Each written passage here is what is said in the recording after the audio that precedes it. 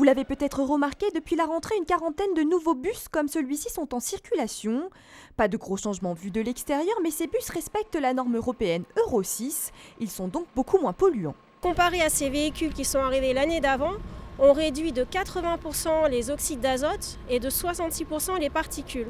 Tout s'est renforcé avec la norme Euro 6 parce qu'en plus des niveaux que je vous ai stipulés, on va les contrôler pendant le roulage, et si jamais on dépasse la norme autorisée, le bus va se mettre en mode dégradé, on va à peine rouler à 10 ou 15 km/h, autant dire que c'est un mode qui ne sera pas acceptable. Tout se joue notamment au niveau de ce boîtier noir derrière le bus. L'excroissance, c'est tout le système de post-traitement, c'est-à-dire que maintenant le moteur en tant que tel produit tous les polluants qu'il veut, je vulgarise, et puis on vient ensuite avec un système particulier post-traité, brûler les fameux oxydes d'azote, mettre un filtre à particules pour limiter les émissions de particules, qui aussi avec la norme Euro 6 ont cette particularité, on va compter les particules fines, on ne le faisait pas dans la norme Euro 5, c'est aussi quelque chose de plus drastique et de nouveau. Quelques changements ont été également apportés à l'intérieur des bus.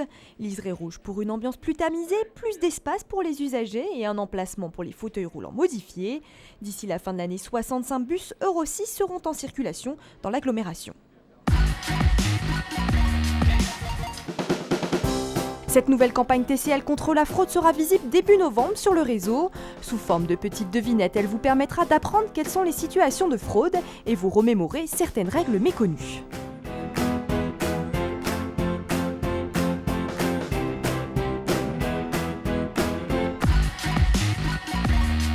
Je pars de Jean Massé.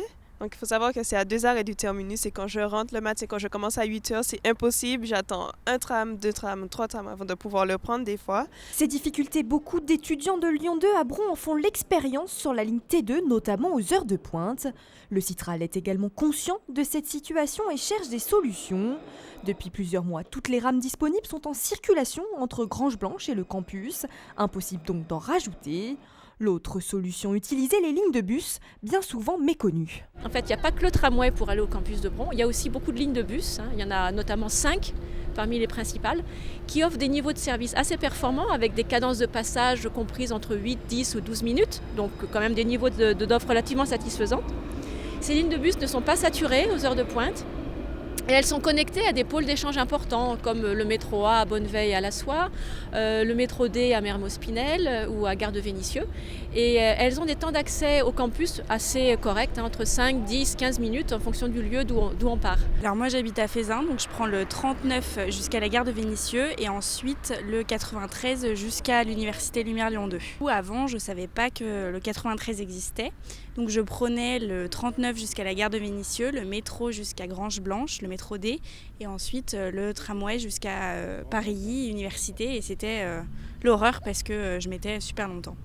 Pour encore améliorer la desserte de Lyon 2, le Citral discute actuellement avec l'université afin d'étaler les heures de fonctionnement des cours pour éviter au maximum la surcharge aux heures de pointe.